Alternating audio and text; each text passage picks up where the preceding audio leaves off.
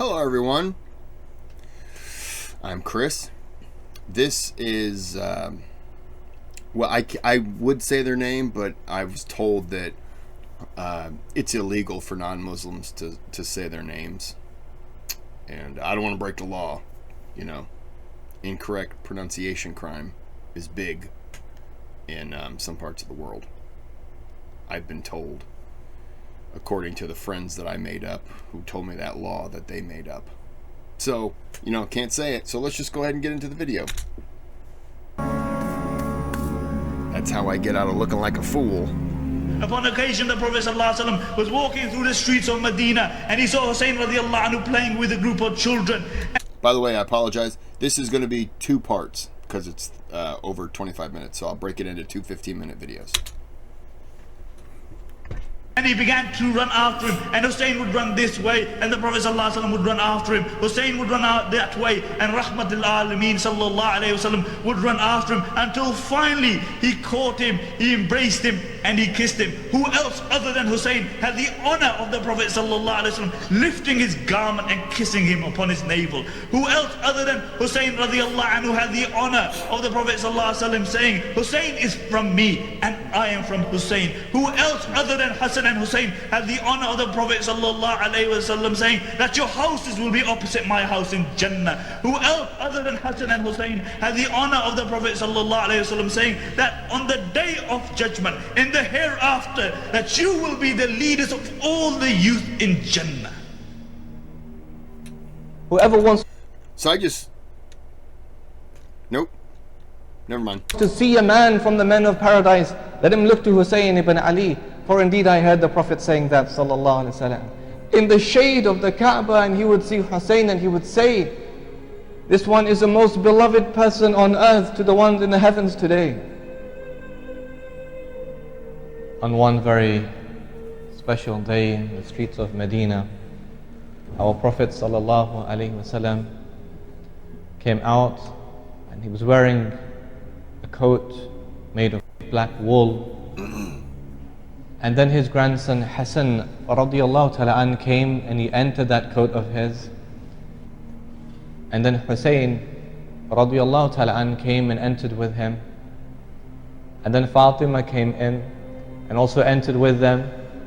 And then Ali also came and he entered that coat with them. And then the Prophet recited sallallahu alayhi wasallam, indeed Allah wants to cleanse you from impurities, O Ahl al-Bayt, O household of the Prophet sallallahu alaihi wasallam, and purify you. And so upon the death of Ali radiallahu ta'ala anhu, Hassan radiallahu ta'ala anhu, on the 41st of Hijrah, for 6 months he became the Khalifa. So the way he decided to join between the hearts is by saying that I am going to resign as the Khalifa. So he resigned as the Khalifa and he appointed Muawiyah as the Khalifa. So for 20 years, the reign of Muawiyah radiallahu ta'ala anhu lasted, walhamdulillah, until the year 60 after Hijrah, when we come towards the end of the life of Muawiyah radiallahu ta'ala anhu, and he decided to make his son Yazid the Khalifa. Those who were in the Sham region, they were already used to leadership from Banu Umayyah, and they were okay with that. But those in the Hijaz, people like Abdullah ibn Abbas, Abdullah ibn Umar, Abdullah ibn Zubayr, and the Ahlul Bayt, those contingent around Hussein ibn Ali, refused to give the bay'ah, the oath of a... Okay, I've spent the last 3 minutes completely confused as to who this person is. Is it the grandson? The start of it where he was talking about kissing him on the navel, I was thinking it has to be a kid. And he's chasing after him and he catches him and he kisses him. Or I am lost as to who this person is. And I don't understand getting in the coat. I'm confused. Allegiance to Yazid ibn Muawiyah. And so Yazid would send his governor Walid ibn Utbah to Mecca and Medina to force the people, to compel the people to give that oath of allegiance, but they refused. And amongst them who refused was Husayn ibn Ali. He just couldn't stomach the idea of giving the oath of allegiance to Yazid ibn Muawiyah. So the people of Kufa then are ever eager and they're sending these letters to Husayn ibn Ali, and they want him to come to Kufa so that they can give him authority and they can give him support. What Husayn ibn Ali decides, in fact, is to send his cousin Muslim ibn Aqil. Why don't you go to Kufa and you investigate the situation? I'm receiving thousands of letters, but is it really true that I have a support base in Kufa? Ali ibn Abi Talib, of course, moved the center of the Khilafah from Medina to Iraq. And so he had authority there. And they knew, of course, this is the son of Ali. So in his mind, he's thinking, well, maybe it is true that the people would want to support me over there. Muslim ibn Aqil, he leaves in the month of Dhul Qa'dah. And when he goes to Kufa, he discovers that there are thousands of people. From 12,000, the number rose to 18,000 people who were ready, in his eyes and his mind, to support Husayn ibn Ali. And they gave this allegiance to Husayn ibn Ali at the hands of Muslim ibn Aqil, that if he came here, we would support him and we would assist him and we would make him our leader. Muslim ibn Aqil pens a letter back to Husayn ibn Ali in Medina, and the letter comes back to Husayn ibn Ali radiallahu ta'ala an, and it's with the good news that we have a big support base in here. If you came, the people would support you. Husayn ibn Ali radiallahu ta'ala an decided to leave Medina and go to Kufa and to take his family with him. Yazid suspects something. He doesn't know quite what it is, but he suspects something. So as a precautionary step, he decides to replace the governor of Kufa, and he was initially Nu'man ibn Bashir, the great companion of the Prophet ﷺ, may Allah be pleased with him, and to replace him with Ubaydullah ibn Ziyad. And he was known because Ubaydullah ibn Ziyad was in the army of Ali in the Battle of Siffin. And his father Ziyad was appointed as governor of Basra by Ali ibn Abi Talib himself. But he was ruthless and he was cruel. On one particular day, this new governor of Kufa, Ubaydullah ibn Ziyad, this was now in the month of Dhul Hijjah, he goes into the streets of Kufa and he's wearing a turban. And he takes the end of that turban and he wraps it around his face, so no one could see who he was exactly. And when he came out with 17 men. It looked like a prestigious entourage. And the people of Kufa, when they first saw that, they thought that must be Husayn ibn Ali, who has now arrived from Medina. And so they went to greet him. Welcome, O grandson. Okay, this is the grandson. Don't tell me that the people who come to greet him thinking it's the Prophet's grandson are going to be attacked. Don't tell me that. That's what I'm about to hear, isn't it? Of the Prophet, and he was about 55 years old by this time, Husayn ibn Ali. But then they realized they had just made a fatal error. What Ubaydullah ibn Ziyad did initially was he sent one of his servants, go to the streets of Kufa, and I want you just to sit and keep an eye on things, and to take notes of the people who come up to him. They want him more than the grandson. I'm trying to. And I want you just to sit and keep an eye on things. Watch who comes in, who goes out. Where is Muslim ibn Aqil? Where is Husayn ibn Ali? It is your responsibility. Go and find where these people are. He discovers Muslim ibn Aqil is in the quarter of Al-Asadi and in the quarter of Hani ibn Urwa. And he goes back and he reports to Ubaydullah ibn Ziyad that this is where Muslim ibn Aqil is. On one particular day, Ubaydullah ibn Ziyad, so he sends a big contingent of people with weapons, and they go to that house of Hani ibn Urwa, and they encircle it, and they want Muslim ibn Aqil to be taken prisoner. When they go in, they discover that Muslim ibn Aqil is not there, but the one who is there is Hani ibn Urwa himself, and they take him prisoner. When Muslim ibn Aqil discovers that Hani ibn Urwa has been taken prisoner, he now puts his people to the test. Here you are, O people of Kufa, with your claims of support and your claims of allegiance and your claims of power and support and everything else. And here is one of our loyal supporters who has been taken prisoner.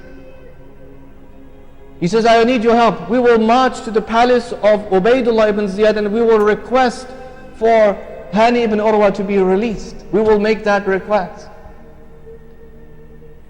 And 4,000 people joined him. And they said, that's a good idea. And so he takes that force with him. Ibn Ziyad petitions the tribal leaders, the elders.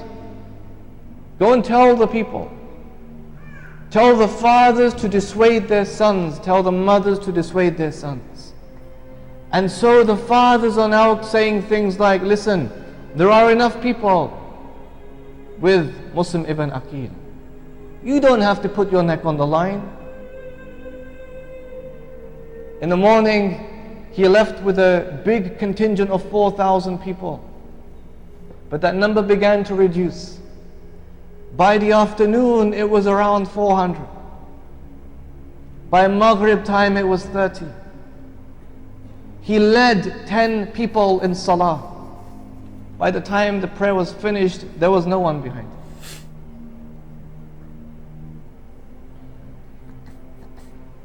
They became observers, my dear brothers. Muslim ibn Aqil is by himself in the streets of Kufa, and all of his supporters have deserted him. What does he do?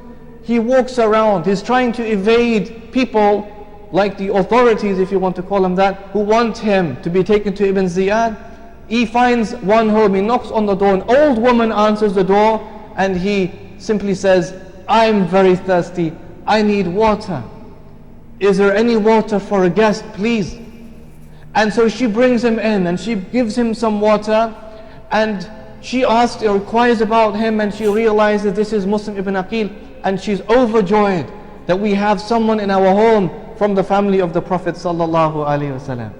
And she was so eager for her son to return home so she could share the good news with her son. We have someone in our home from the family of the Prophet sallallahu alaihi wasallam, not knowing, of course, her son was treacherous. For when that son did come home and she shared that great news with him, the son had one thing in my mind. You wait till the morning, I will be first thing out of bed, and I will run to the fort of Ubaydullah ibn Ziyad, and I will inform him where Muslim ibn Aqil is, and I will take a payment for that. Muslim ibn Aqil was there. Ubaydullah ibn Ziyad sent a very, very big force of people, and they encircled that house of that woman, and he was brought out and he was arrested, and he was taken to the fort of Ubaydullah ibn Ziyad on the 9th of Dhul Hijjah. But Ibn Ziyad executed both Hani ibn Urwa and Muslim ibn Aqil and decapitated them. Husayn ibn Ali has no idea what's happening in Kufa. But before Muslim ibn Aqil had been arrested, he did write a letter back. The people of Kufa, they lied to me and they lied to you. And he's telling him, don't come. But he never receives that letter. He leaves for Kufa on the 8th of Dhul Hijjah. And Muslim ibn Aqil and Hani ibn Urwa are killed on the 9th of Dhul Hijjah. And he has no idea what's happening. But before he leaves, because the news has now reached the other great companions of the Prophet sallallahu alaihi wasallam, they come along. Abdullah ibn Abbas can't even be patient. I'm struggling, and I am fearful about this disastrous decision of yours. They betrayed your father, Ali ibn Abi Talib. But he says, I know that you're a good advisor to me, I know that. But I've made my decision to go and I will take my family, and you know, I don't think anything will happen to me. My cousin, if you are truly adamant in going, then don't go with your women and your children. Because I'm fearful you will be killed like Uthman was killed, and his women and his child are looking at him. Who comes then? That's a terrible situation. He wants to go there with his family because there's a part of him that maybe believes that he'll be safe there, he'll be fine there. Or there's a part of him that maybe doesn't think that any harm would come to him with his family there. But if they really want to take you out, you show up on your own, they could take you out. But if you show up with your family, what's to say that they're safe?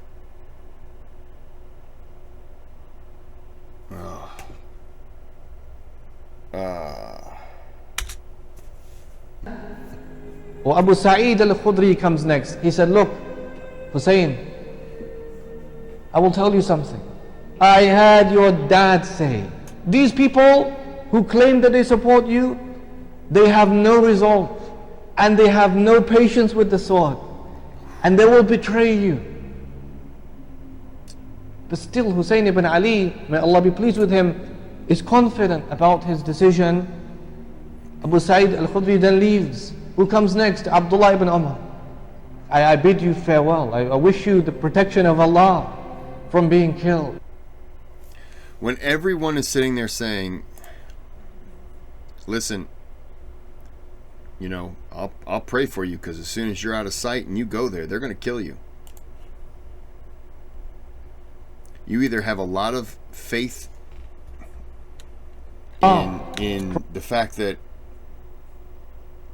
if you die, you go to heaven. And so you're not scared, or you really just don't believe what's being told to you. But when so many people are telling you this, you should listen.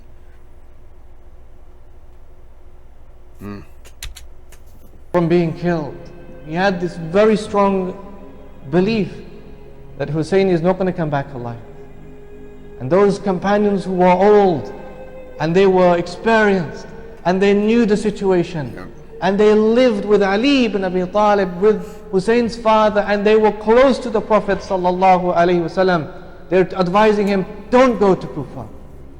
But still, may Allah be pleased with him, Husayn ibn Ali, he went along with his family, 72 of them, women and children, and some supporters. And he goes to Kufa. Clearly he's not going with the military. You know, 72 people, just supporters, family. It's just, those supporters aren't showing up thinking that they're walking into an ambush. They're going there because they believe this is, you know, where we're all going to be better. Ah, this is not going to be a good second video, is it? When he arrives in Kufa, he discovers that there is no Muslim ibn Aqil. He died a long time ago. There is no Hani ibn Urwa, for he has also died a long time ago now. And where are those 18,000 people from the people of Kufa who claimed that they would support him?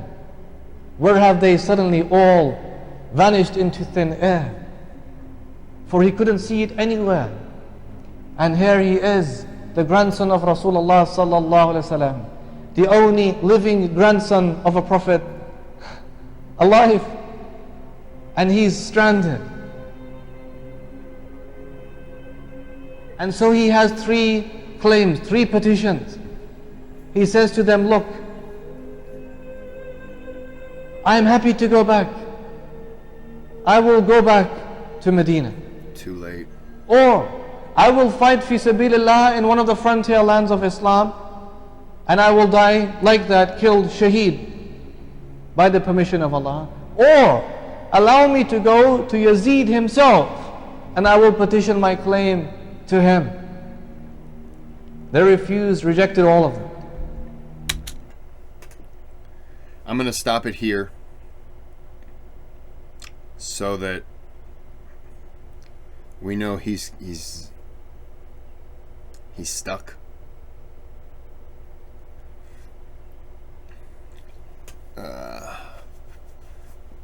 This second video is not going to be pleasant.